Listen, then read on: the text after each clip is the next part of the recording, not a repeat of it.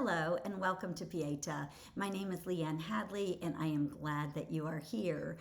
Pieta is a spiritual movement of love and compassion towards ourselves, others, the earth, and all God's creatures.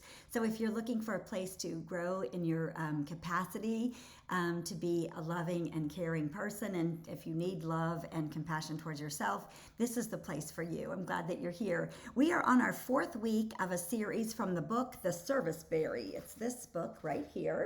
And I really love this book and I love working through it with you. So before we get started, I'm going to light our sacred candle. We'll enter a little time of prayer.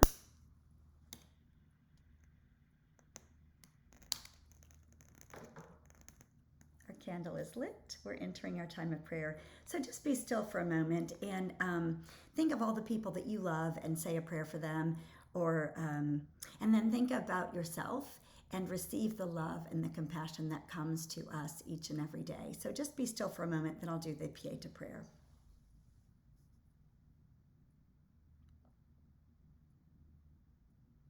Let me be in the world with nothing to prove, letting go of all expectations and judgment.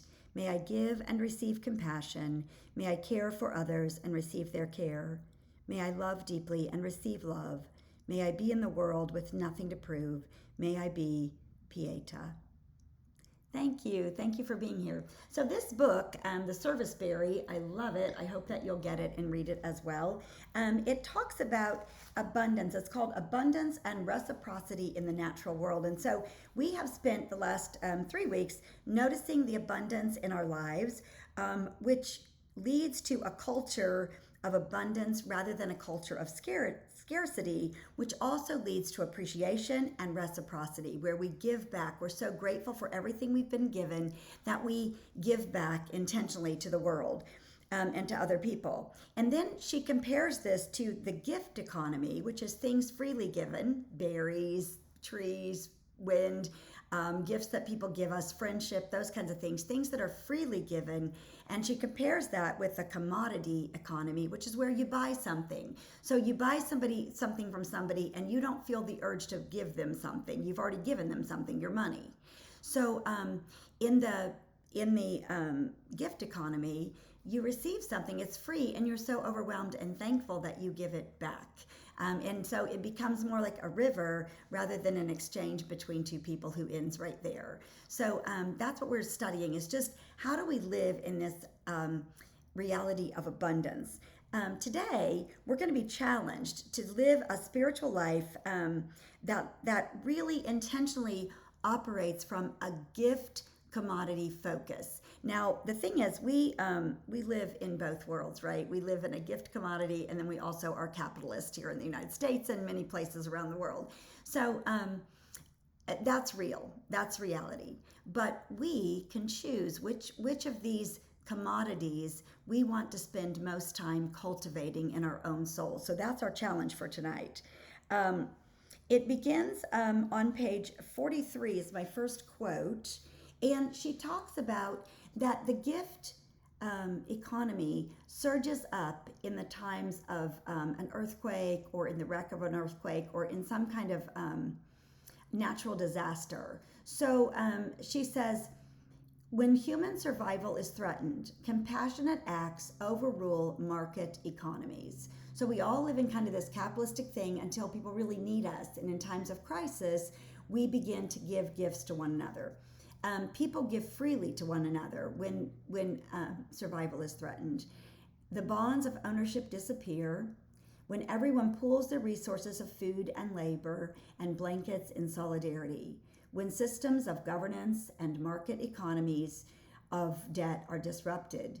When systems of governance and market economies of debt are disrupted, networks of mutual aid arise. So when the things that we do these transactional things and everything's fine, when those are disrupted, according to Rebecca Solnit and the woman that wrote this book, it says that networks of mutual aid arise. So we go back to that gift economy. It's like that gift economy is the one that is the deepest rooted in our souls.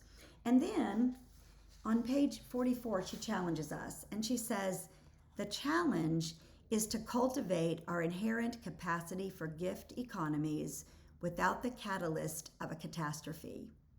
We have to believe in our neighbors, that our shared interests supersede the impulses of selfishness. This is a tragedy. There is a tragedy in believing the preferred narrative of our system, which turns us against each other in a zero-sum game.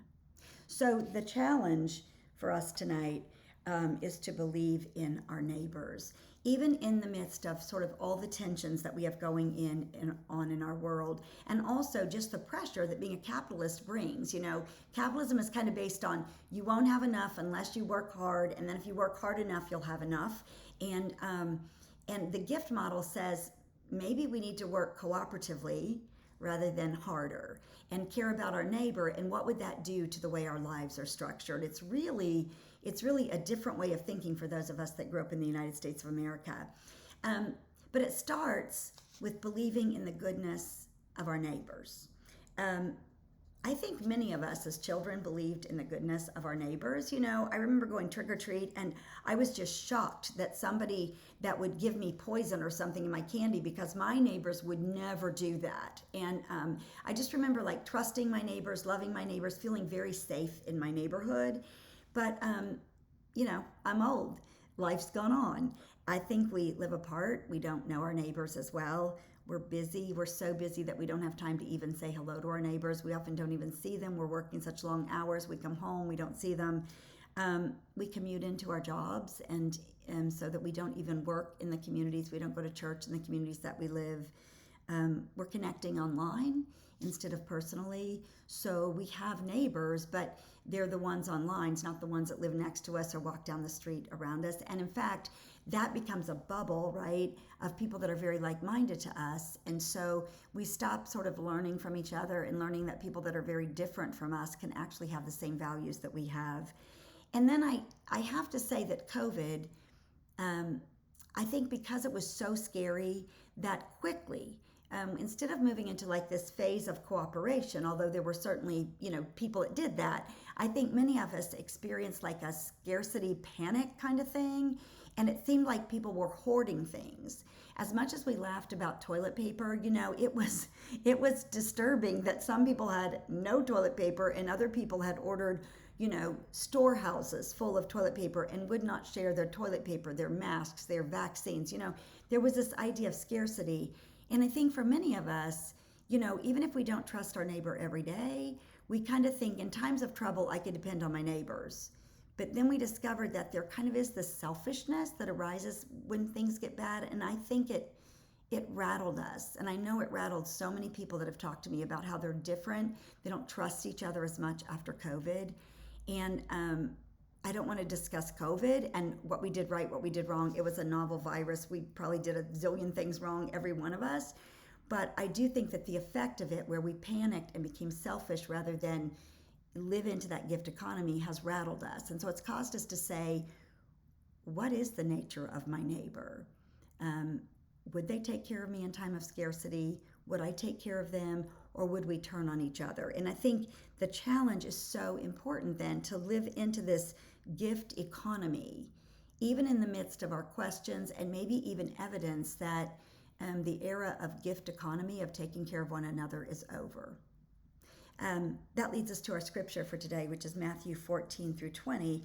And this is where Jesus, a crowd comes together. A man approaches Jesus and says, "Lord, have mercy on my son. He has seizures and is suffering greatly, and he often falls into the fire or into water. I brought him to your disciples, but they could not heal him." And so Jesus heals the boy. And then the disciples come to Jesus in private and ask, "Why could we not drive it out?" And Jesus says, "Because you have so little faith. Truly, I tell you, if you have faith as small as a mustard seed, you can say to this mountain, 'Move from here to there,' and it will move. Nothing will be impossible for you." The mountain, according to my biblical scholar that I studied with in Israel, that he was talking about was this mountain that Herod built.